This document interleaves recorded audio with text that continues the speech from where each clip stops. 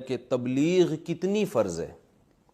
یہ بات کہاں تک درست ہے کہ ہم عالمی نبی کی عالمی امت ہیں تو ہمیں عالم کی تبلیغ کے لیے نکلنا چاہیے؟ آج کل جو عام طور سے تنظیمیں اور جماعتیں ہیں جو دعوت کا کام کرتی ہیں یا لوگوں کو دین کی طرف بلاتی ہیں، وہ ان کے ذہن میں یہ تصور ہوتا ہے کہ ہم داعی ہیں، یعنی اور سب لوگ تو خراب ہیں اور ہم ان کو ٹھیک کرنے کے لیے نکلے ہیں۔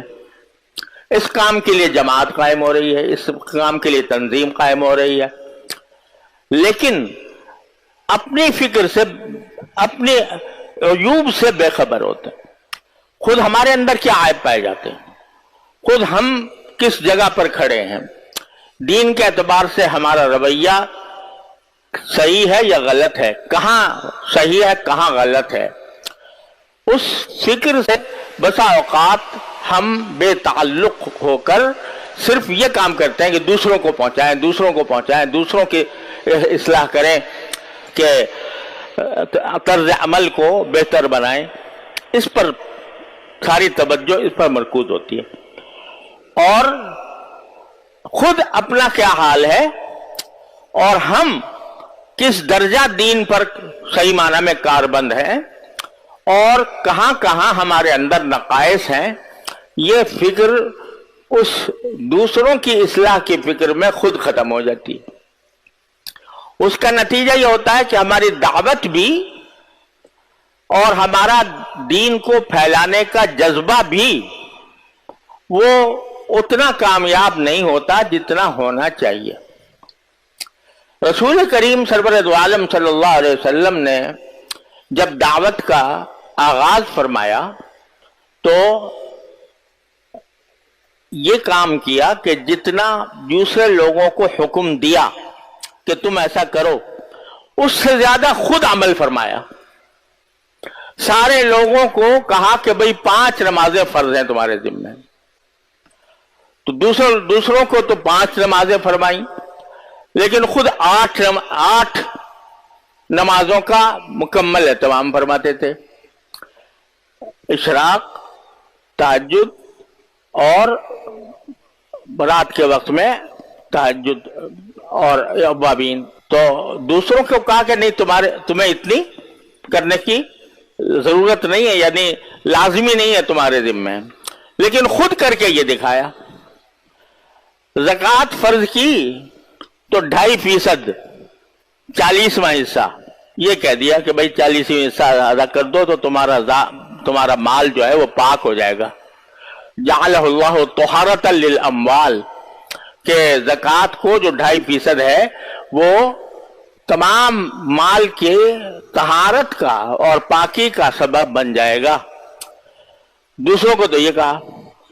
خود اپنا حال یہ ہے کہ گھر میں کوئی چیز رہتی ہی نہیں، نماز پڑھا رہے ہیں، نماز کے اندر خیال آ گیا کہ میرے گھر میں سونے کا ایک ٹکڑا پڑا ہوا ہے، تو قبل اس کے کہ نماز کے بعد جو تھوڑی دیر تسبیحات وغیرہ ہوتی ہیں، اس کے بجائے اٹھ کر جلدی سے تشریف لے گئے، واپس جلدی سے آ گئے۔ تو پوچھا گیا کہ بھئی یہ آپ جلدی سے کہاں چلے گئے تھے؟ تو بتایا کہ میرے گھر میں ایک سونے کا ٹکڑا پڑا ہوا تھا، تو مجھے خیال آیا کہ جب تک وہ اس کے مستحقین تک نہ پہنچ جائے اس وقت تک چین نہیں آیا۔ تو دوسروں کے لیے آسانیاں پیدا کی اور خود اپنے اوپر مشقت جھیلی۔ سرکار دو عالم صلی اللہ علیہ وسلم کا بھی یہ معاملہ تھا، صحابہ کرام رضی اللہ تعالی عنہم اجمعین نے بھی جو دعوت پھیلائی اور جس کی وجہ سے پوری دنیا میں اسلام کا جھنڈا لہرایا، تو وہ اس طرح کہ دوسروں کو تو اطمینان دلایا کہ بھئی اتنا کام کر لو تو ٹھیک ہے، لیکن خود ان کا حال یہ ہے کہ جس کا مورخ یہ لکھتے ہیں کہ رہبان باللیل رکبان بالنہار، کہ رات کے وقت میں وہ معلوم ہوتا ہے کہ راہب ہیں، یعنی وہ دنیا سے قطع نظر کر کے اپنا سارا رابطہ اللہ تبارک و تعالیٰ کے ساتھ استوار فرماتے ہیں، نماز میں کھڑے ہیں، تہجد پڑھ رہے ہیں، قرآن کریم کی تلاوت ہو رہی ہے، اللہ تعالیٰ سے عرض و نیاز ہو رہا ہے. رہبان باللیل رکبان بالنہار، اور دن کے وقت میں وہ سوار ہوتے ہیں گھوڑوں پر اور جہاد کے لیے جہاد کے کام میں مشغول ہوتے ہیں. رہبان باللیل رکبان بالنہار. اور یہ بات کسی مسلمان نے نہیں کہی، بلکہ جو مخالف دشمن تھا وہ جب مسلمانوں کے کیمپ کا حال معلوم کرنے کے لیے آیا اور اس نے جا کر اپنے سرداروں کو رپورٹ دی، تو اس میں کہا بھئی ان لوگوں سے مقابلہ کرنا مشکل ہے، اس لیے کہ ان کا حال یہ ہے کہ رہبان باللیل رکبان بالنہار. تو یہ صحابہ کرام کا بھی معمول اس پر رہا. جہاں اللہ تعالیٰ نے یہ فرمایا کہ اپنی فکر کرو، اور جو لوگ کے گمراہی میں پڑے ہوئے ہیں وہ تمہیں، اگر تم سیدھے راستے پر ہو تو وہ تمہیں کوئی نقصان نہیں پہنچائیں گے. تو وہی ساتھ میں فرمایا الی اللہ مرجعکم فینبئکم بما کنتم تعملون. تم سب کو اللہ کے پاس لوٹنا ہے اور وہ تمہیں بتائے گا کہ تم زندگی میں کیا عمل کیا کرتے تھے. لہذا یہ جو اپنی اصلاح کی فکر، اس سے کوئی بھی مستثنا نہیں. یہاں تک کہ ہمارے حضرت حکیم الامت مولانا شبیہ صاحب تھانوی رحمۃ اللہ علیہ، بہت سے لوگوں کو انہوں نے خلفاء بنایا، اپنا مجاز بنایا کہ بھئی اب تم الحمدللہ دین صحیح طریقے سے سمجھ بھی گئے ہو اور فی الجملہ اس کے اوپر کاربند بھی ہو، تو اب ہم تمہیں اجازت دیتے ہیں کہ دوسروں کو بھی بیعت کر لیا کرو، دوسروں کو بھی تلقین کر لیا کرو. خلیفہ مجاز جس کو کہتے ہیں. آج تو خلافت بڑی سستی ہو گئی ہے، جو ذرا سا چند دن کسی مرشد کے پاس رہ لیا تو بہت جلدی اس کو خلافت عطا کر دی جاتی ہے. لیکن حضرت حکیم الامت قدس اللہ تعالیٰ سرہ کا جو طریق ہے اس میں خلافت تو کجا، بیعت جو ہے وہ بھی جلدی نہیں کرتے تھے. فرمایا کرتے تھے کہ اصل چیز اصلاحی تعلق ہے. بیعت نہ فرض ہے، نہ واجب ہے، نہ کوئی ایسی لازمی چیز ہے کہ اس کے بغیر انسان کی نجات نہ ہو. ایک برکت کی چیز بے شک ہے، لیکن اصل کام جو ہے وہ اصلاح کا ہے، اور اصلاح ظاہر کی بھی اور باطن کی بھی. تو اصل کام جو ہے وہ یہ کہ کسی شیخ سے تعلق قائم کر کے آدمی اپنے ظاہر و باطن کی اصلاح کرے. بیعت اسی لیے حضرت جلدی نہیں کرتے تھے بیعت کرنے میں.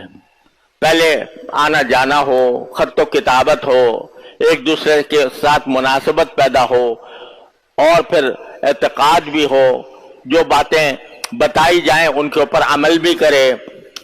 یہ سب دیکھنے کے بعد جب دیکھتے تھے کہ اب یہ صحیح راستے پر پڑ گیا ہے تو اس وقت بیعت بھی کر لیتے تھے.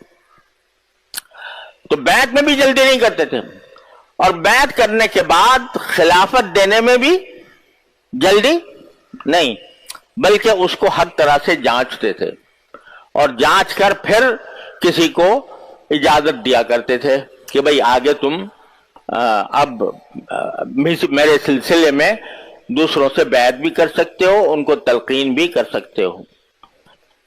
لیکن ان جن کو بیعت کی اجازت دی، تلقین کی اجازت دی، جس کا مطلب یہ ہے کہ ظاہری اعتبار سے انہوں نے وہ کورس مکمل کر لیا تربیت کا، اور اس تربیت کا کورس مکمل کرنے کے بعد اس لائق ہو گئے کہ وہ دوسروں تک بھی اس بات کو پہنچائیں اور دوسروں کو بھی اپنے جیسا بنائیں.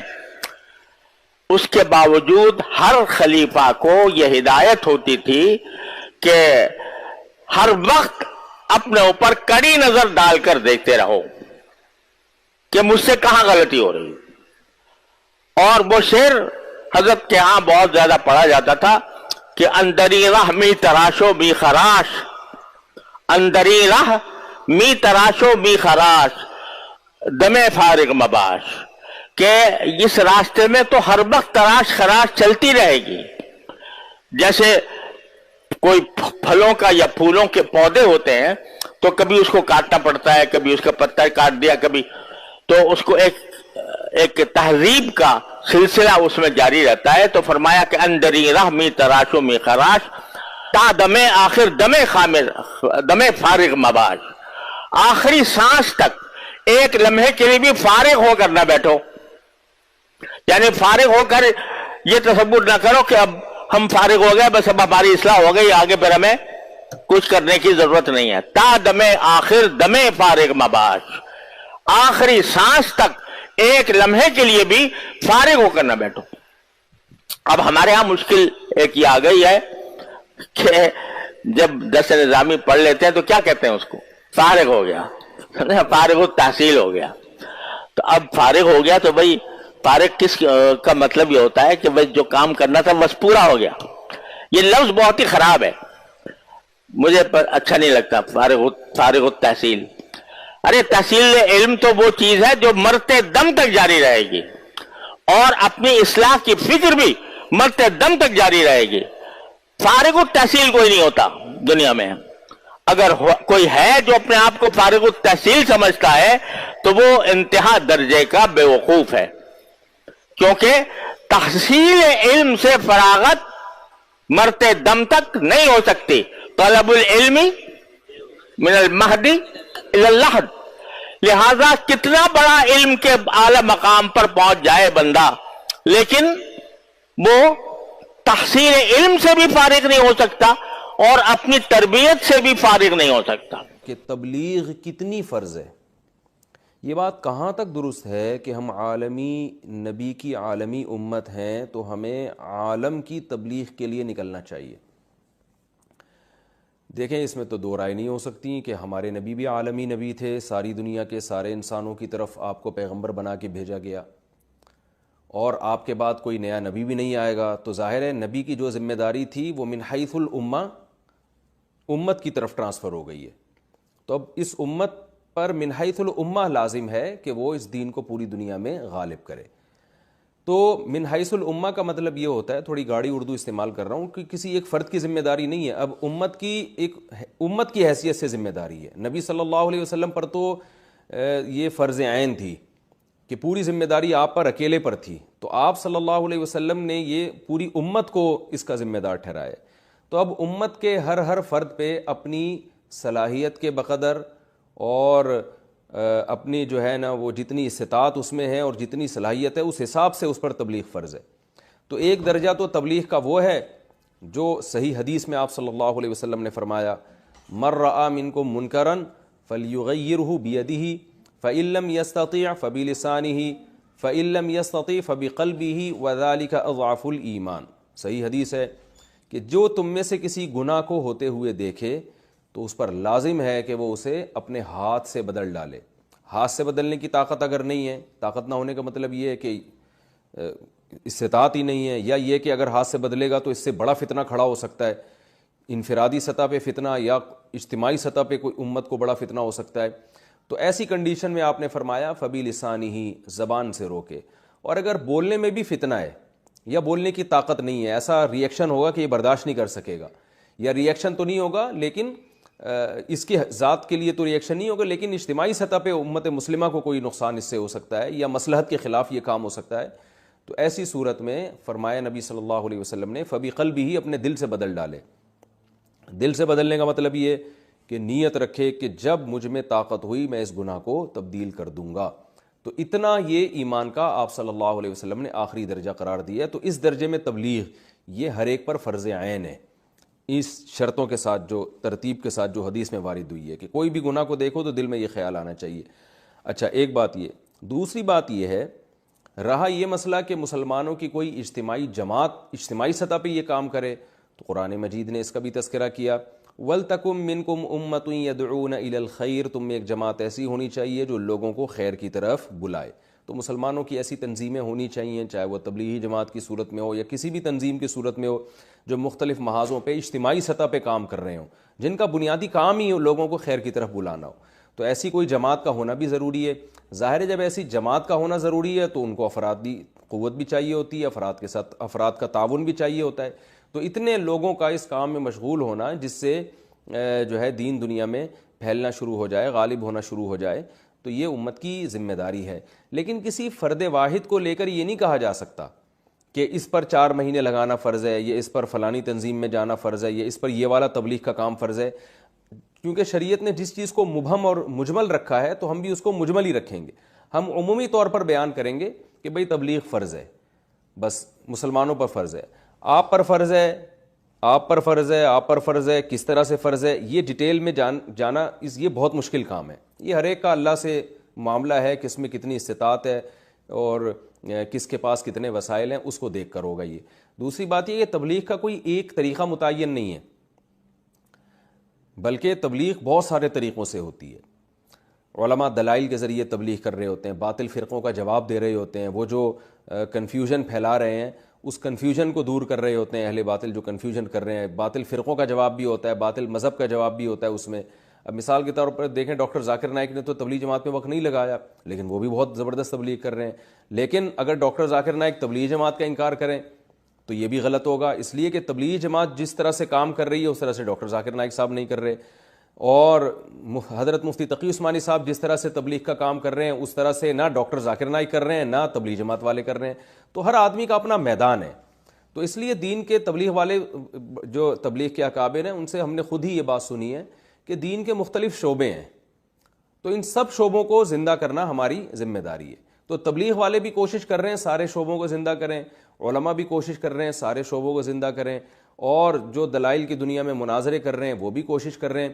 تو ہر ایک کا اپنا اپنا طریقہ ہے، جس کو میں کہتا ہوں پشتوں میں اخپل طریقہ ہے ہر ایک کا.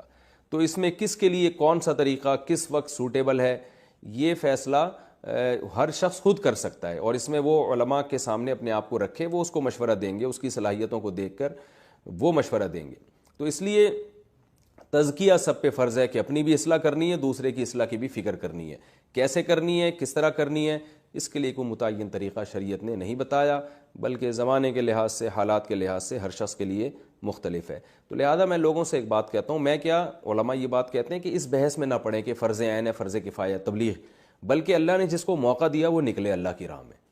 جو اس چکر میں پڑے رہتے ہیں نا کہ فرض عین ہے، فرض کفایہ ہے، 4 مہینے لگانا تو فرض عین تو نہیں ہے تو میں کیوں جاؤں، تو وہ بیچارے خیر و برکات سے پیچھے رہ جاتے ہیں. بھئی آپ کو موقع مل رہا ہے، آپ وقت لگائیں تبلیغ میں، 4 مہینے لگائیں، آپ کی زندگی انشاءاللہ بدل جائے گی. پھر دوسرے شعبے ہیں.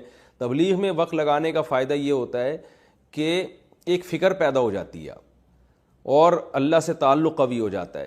تو فرض عین، فرض کفایہ کی فقہی بحث میں پڑے بغیر آپ وقت لگا لیں. دیکھیں کوئی کھانا سامنے رکھا ہوا ہو نا، بڑا صحت اس سے آپ کی بھی اچھی بھی ہو جائے گی اور کھانا بھی مزیدار ہے، بھوک بھی لگ رہی ہے. اب آپ مفتی صاحب کو فون کریں، مفتی صاحب میری بھوک کی یہ کنڈیشن ہے اور میرے باڈی میں ان منرلز کی کمی ہو چکی ہے، اس کے لیے یہ والا کھانا میرے پر فرض عین ہے، فرض کفایہ ہے، یا مستحب ہے، یا صرف جائز ہے. تو مفتی کہے گا بھائی تو کھانا ہے، کھا، فائدہ ہو رہا ہے تو کھا لو بس، ٹھیک ہے نا.